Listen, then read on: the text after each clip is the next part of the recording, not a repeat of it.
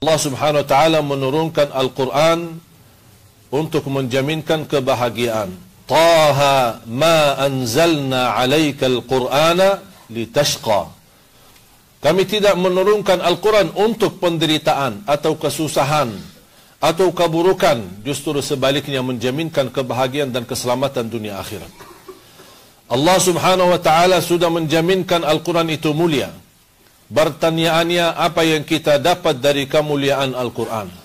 Allah Subhanahu wa taala berfirman di suratul Waqi'ah, innahu laqur'anun karim, ayat 77. Al-Quran sungguh sangat mulia. Saya sudah membuka berbagai macam Quran yang sudah diterjemahkan dalam bahasa Indonesia.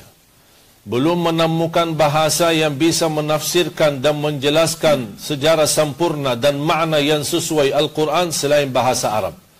Tidak ada bahasa yang memiliki kemampuan selain bahasa Arab sendiri. Bahasa Indonesia, bahasa Inggris hanya mampu menerjemahkan saja, tapi tidak memberikan terjemahan yang sempurna.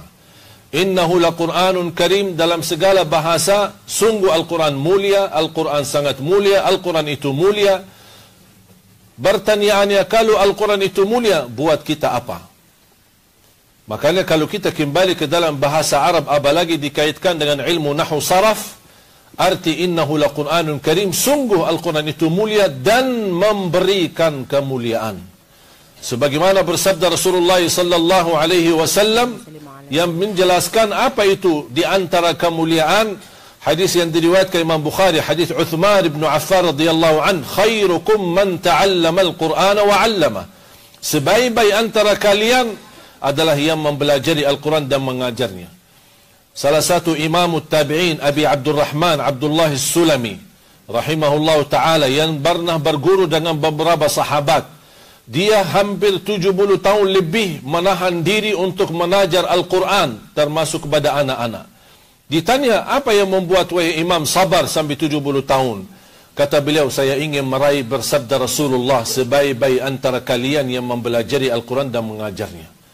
Di antara kemuliaan menjaminkan syafaatnya Al-Quran, iqra'ul Qur'ana fa innahu ya'ti yawmal qiyamati syafi'an li ashabih. Sebagaimana di hadis yang diriwayatkan Imam Muslim, berbacalah Al-Quran, karena sungguh menjaminkan syafaat bagi orang-orang yang berteman sama Al-Quran. Di awal hadis itu, bacalah Al-Quran. Tapi di ujung hadis itu, li ashabihi, bersahabat sama Al-Quran. Tidak semua orang yang membaca mendapatkan syafaatnya Al-Quran. Tetapi bagaimana kita berkenan menjadi teman dekat, teman sejati, sahabat bersama Al-Quran, agar kita mendapatkan syafaatnya Al-Quran. Di antara kemuliaan menjaminkan setiap satu huruf mendapatkan 10 kebaikan. Sebagaimana bersabda Rasulullah SAW, la aqulu alif lam mim harf, walakin alif harf, lamun harf, mimun harf. Tidak alif lam mim satu huruf, tapi alif satu huruf, lam satu huruf, mim satu huruf. Bayangkan jemaah sekalian, berapa banyak kita baca Al-Quran mendapatkan dikali 10. Bismillahirrahmanirrahim, 19 huruf dikali 10, 190. Bahkan bisa mendapatkan lebih dari itu bagi orang-orang yang betul-betul bisa menghayati dan membacanya. Ada orang membaca Al-Quran tapi tidak mengerti sama sekali isinya. Apakah tetap mendapatkan pahalanya di sisi Allah? Apakah boleh dia mengkhatam Al-Quran walaupun tidak mengerti sama sekali isi Al-Quran? Boleh, dan menjaminkan setiap satu huruf 10 kebaikan. Semakin kita menghayati, semakin kita merasakan, semakin kita menikmati, akan semakin lebih besar pahala kita di sisi Allah Subhanahu wa taala. Artinya standar minimal bagi orang yang tidak mengerti sama sekali tidak akan merugi dalam setiap membaca, dia mendapatkan setiap satu huruf 10 kebaikan. Sebagaimana kita melihat perjuangan para imam, para alim ulama, para salihin, ketika mereka mengkhatamkan Al-Quran sebanyak-banyaknya. Kalau Rasul kita sallallahu alaihi wasallam mengkhatam Al-Quran seminggu sekali, mulai hari Sabtu, khatam hari Jumat. Ulama menyebutkan wirdun Nabi atau hizbun Nabi sallallahu alaihi wasallam. Itu namanya wirid. Jadi kita boleh masing-masing memiliki wirid sesuai kemampuan. Ada yang mampu khatam satu juz satu hari, atau bisa dibagikan. Kalau tidak bisa sekaligus, bisa dibagikan. Pagi hari sekian berapa halaman, siang hari beberapa halaman, sore hari beberapa halaman, nanti malam hari ditutupi dengan beberapa halaman agar kita mendapatkan satu juz. Paling tidak jangan lewat satu hari tidak membaca Al-Quran. Paling tidak jagalah amalan-amalan yang sudah dibersabdakan oleh Rasulullah SAW. Contoh, ayat Al-Kursi setiap habis salat fardu dan ketika mau tidur. Sebagaimana bersabda Rasulullah sallallahu alaihi wasallam, "Man qara'a ayat Al-Kursi dubura kulli salat, laisa bainahu wa bainal jannati illa an yamut." Barang siapa yang membaca ayat Al-Kursi habis setiap salat fardu, tidak ada sesuatu yang menghalanginya menjaminkan dia masuk surga kecuali menunggu dia mati. Cuma ayat Al-Kursi satu ayat. Dan juga ketika mau tidur akan dilindungi oleh Allah dari godaan syaitan, termasuk dari mimpi buruk kalau orang-orang rutin membaca ayat Al-Kursi di setiap tidurnya. Di antara surah-surah yang dibacakan Rasulullah SAW secara rutin adalah suratul Sajadah dan surat Al-Mulk Tabarak setiap mau tidur. Dan ini dirutinkan oleh Rasulullah SAW. Dan suratul Sajadah cuma 30 ayat dan surat Tabarak Al-Mulk 30 ayat. Bagi orang yang lancar bacaannya tidak sampai 12 minit, tapi mendapatkan keselamatan dan jaminan selamat dari siksa kubur dan fitnah kubur. Sebagaimana bersabda Rasulullah SAW, 30 ayat syafa'at li sahibiha min adabil qabr. Ada di dalam Al-Quran surat, isinya 30 ayat yang telah melamatkan orang itu selamat dari siksa dan fitnah kubur. Itulah surat Tabarak Al-Mulk. Makanya jamaah sekalian, ayat-ayat yang kita baca, walaupun kita tidak mampu menghayati, jangan membuat syaitan untuk membodohi kita agar tidak membaca Al-Quran. Baca walaupun belum mengerti. Baca walaupun belum bisa begitu fasih dan lancar. Ada yang merasa mungkin kekhawatiran, daripada saya salah baca, mendingan tak usah baca. Itu bisikan syaitan. Kalau kita baca walaupun salah, tapi kita ada niat dan target selalu berusaha memperbaiki kesalahan. Berkesempatan belajar bersama guru, berkesempatan belajar melalui CD, berkesempatan belajar melalui murattal. Walaupun upaya dan ikhtiar kita belajar maksimal, tapi masih bacaan kita belum maksimal, jangan khawatir. Karena sudah dijaminkan kita tidak sia-sia perjuangan kita dan tetap mendapatkan pahala di sisi Allah. Sebagaimana bersabda Rasulullah sallallahu alaihi wasallam, "Walladhi yaqra'ul Qur'ana wa yatata'ta'u fi wa huwa alaihi syaq, lahu ajran." Barang siapa yang membaca Al-Quran dan menghadapi kesulitan dan kesusahan dalam membacanya, bukan dosa yang dia dapat, justru dia dapat dua pahala. Satu, karena dia mau baca. Yang kedua, Allah menghargai perjuangannya dan kesulitan yang dia hadapi, makanya Allah memberikan pahala atas perjuangannya dan kesusahan yang dia hadapi. Ma'asyiral muslimin, jamaah Jumat yang dimuliakan Allah Subhanahu wa taala. Di antara kemuliaan Al-Quran, hanya kita diminta untuk berteman sama Al-Quran di dunia. Kira-kira apa yang akan dibalas? Kita hanya dalam masa hidup kita di dunia berkenan menjadi teman dekat sama Al-Quran. Akan dibalas apa? Al-Quran akan menemani kita di dunia. Al-Quran akan menemani kita di saat sakratul maut. Al-Quran akan menemani kita saat kita dikuburkan. Al-Quran akan menemani kita saat dibangkitkan hari kiamat. Al-Quran akan menemani kita saat dihisab. Akan Al-Quran menemani kita saat kita jalan di atas sirat. Akan Al-Quran menemani kita sampai di depan pintu surga. Apakah sampai di situ saja dan dia tinggalkan? Tidak. Bahkan akan menemani kita sampai masuk surga. Begitu saja? Tidak. Masih berkenan menemani kita sampai dinaikkan ke derajat yang tertinggi di surga Allah Subhanahu wa taala.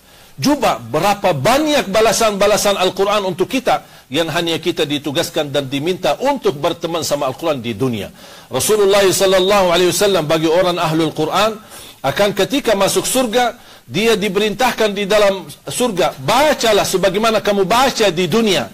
Dan setiap kamu baca satu ayat akan ditinggikan dan dinaikkan derajatmu di surga. Di mana kamu berhenti membacanya, disitulah tempatmu.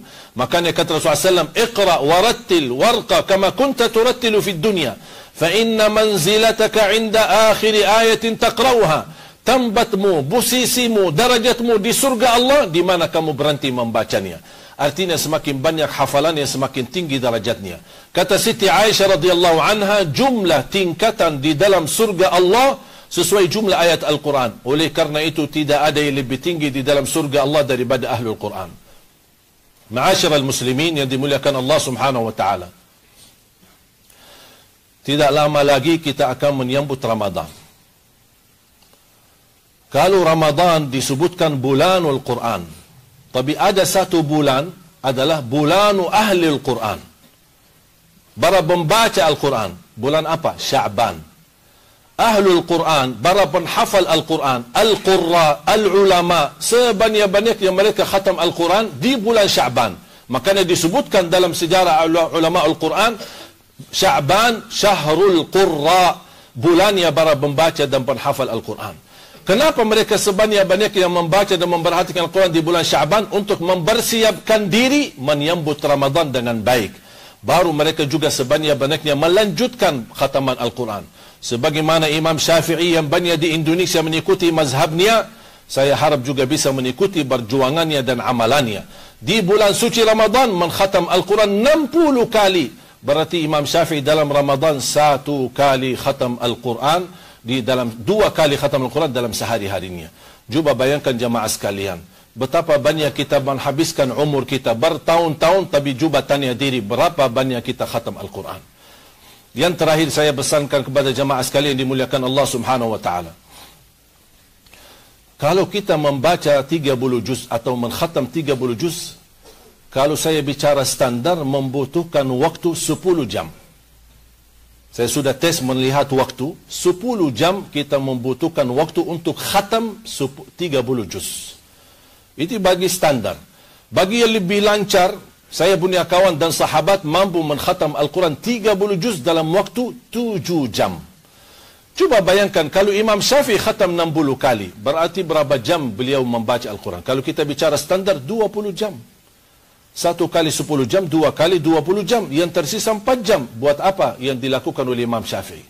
Betapa keberkahan yang Allah berikan kepada mereka. Makanya saya pesan kepada jamaah sekalian, ketika anda ingin mengkhatam Al-Quran, jangan menunggu kapan khatamnya, kapan selesainya. Jangan anda suka melihat halaman belakang, tidak bakal bisa membaca dan memulai. Makanya jangan melihat berapa dan betapa atau kapan kita selesai, tapi anda fokus kapan kita mulai. Sejauh manapun, apapun langkah jauhnya, kalau kita mulai berlangkah walaupun sedikit dan sederhana, pasti akan tercapai, pasti akan sampai. Mudah-mudahan kita dimuliakan oleh Allah SWT dengan Al-Quran. Mudah-mudahan diberikan kemudahan menjadi Ahlul Quran. Walaupun tidak mampu menghafal 30 juz Al-Quran, paling tidak kita bisa mendapatkan menjadi orang mencintai Al-Quran. Mendapatkan keturunan anak kita menjadi penhafal Al-Quran, yang mampu membahagiakan dan membanggakan kita di hadapan Allah hari kiamat. Jangan lewat 1 hari belum baca Al-Quran. Paling tidak mulai harimu dengan membaca Al-Quran, tutupi harimu dengan membaca Al-Quran. Ketika anda keluar rumah mau beraktivitas, walaupun 1 ayat, kemampuan kita, setengah halaman, 1 halaman, apa yang kita bisa? Baca. Dan ketika pulang ke rumah, sebelum tidur, menutupi aktivitas kita, baca ayat-ayat Al-Quran. Wallahi keberkahannya luar biasa dalam kehidupan kita. Akan terasa berkah waktu, berkah umur kita, berkah rizki kita, berkah keluarga kita, berkah keturunan kita, bahkan hajat kita insyaAllah menjadi orang yang terkabul doanya dan hajatnya. Ma'asyara muslimin yang dimuliakan Allah Subhanahu wa ta'ala. Salah satu amalan yang terbaik dan termulia di hari Jumat adalah sebanyak-banyaknya bersalawat kepada Nabi Muhammad sallallahu alaihi wasallam. Sebagaimana hadis yang sahih di Sahih At-Targhib wa At-Tarhib, Rasulullah sallallahu alaihi wasallam bersabda, "Akthiru alayya min as-salati yawm al-jum'ah, fa inna salata ummati yawm al-jum'ati ma'rudatun alayya."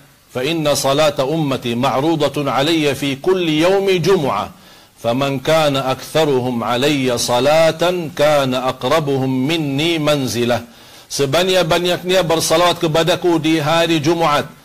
Karena keistimewaan di hari Jumat, kata Rasulullah SAW, setiap orang dari umatku bersalawat kepadaku di hari Jumat, akan Allah memperlihatkan, Allah tunjukkan kepada Nabi Muhammad, ini salawat umatmu untukmu ya Rasulullah di hari Jumat. Jadi setiap hari Jumat Allah memberikan kesempatan bagi Rasulullah SAW untuk memperlihatkan atau dilihatkan untuk sebanyak-banyaknya umatnya bersalawat kepada beliau. Kata Rasulullah SAW di ujung hadis ini, barang siapa yang banyak salawat kepadaku di hari Jumat itu, dia akan menjadi yang terdekat kepadaku. Saya yakin tidak ada di antara kita yang mencintai Nabi Muhammad tidak ingin menjadi orang terdekat kepada Nabi Muhammad sallallahu alaihi wasallam. dekat di majlisnya, dekat di hadapannya, dekat bersamanya, apalagi di dalam surganya Allah Subhanahu wa taala. Ini kesempatan sebanyak-banyaknya kita membaca salawat kepada Nabi Muhammad SAW. Baki Sayyiduna boleh, tidak baki Sayyiduna boleh, yang panjang boleh, yang pendek boleh, mana yang kita bisa, mana yang kita hafal, silahkan dilakukan. Dan kalau saya melihat sebanyak-banyaknya salawat berbagai macam, saya memilih yang terbaik, yang tersempurna, yang langsung disetujui oleh Rasulullah SAW adalah salawat Ibrahimiyah yang kita baca di dalam salawat atau di dalam salat kita. Allahumma salli ala Muhammad wa ala ali Muhammad kama sallaita ala Ibrahim wa ala ali Ibrahim sampai akhir innaka Hamidum Majid. Kenapa ini yang terbaik dan yang tersempurna? Karena langsung disetujui oleh Rasulullah sallallahu alaihi wasallam. Ma'asyiral muslimin yang dimuliakan Allah Subhanahu wa taala, perhatian ketika muazzin. Saya memperhatikan tadi pas muazzin kumandangkan azan, di sini nampaknya kebiasaan azan satu. Dan banyak jamaah yang datang belakangan menunggu berdiri sambil selesai azan baru melaksanakan sunnahnya atau sunnah qabliyahnya. Sunnah mendengar azan itu hukumnya sunnah. Mendengar khatib berkhutbah hukumnya wajib. Yang diutamakan dalam hal itu, dalam kondisi itu, yang wajib daripada yang sunnah. Maksudnya apa? Ketika anda masuk dan muazzin sedang kumandang azan, jangan tunggu. Segera laksanakan sunnah qabliyahmu. Kemudian biar anda bisa mengikut dan mendengar khutbah dari awal sampai akhir. Kenapa? Karena mendengar azan hukumnya sunnah, tapi mendengar khatib berkhutbah hukumnya wajib. Dan kita tahu dalam fikih yang wajib lebih utama daripada sunnah. Itu hanya ingin menyampaikan, semoga insyaAllah bermanfaat. Allahumma inna nas'aluka al-'afwa wal-'afiyah wal-mu'afata ad-da'ima fi ad-din wad-dunya wal-akhirah. Allahumma ighfir lil muslimina wal muslimat wal mu'minina wal mu'minat al-ahya'i minhum wal amwat. Ya Allah, berikan kepada kami kemudahan dalam segala urusan. Berikan kepada kami petunjuk kepada jalan yang lurus. Hidupkanlah kami dalam keadaan iman. Wafatkanlah kami dalam keadaan Islam.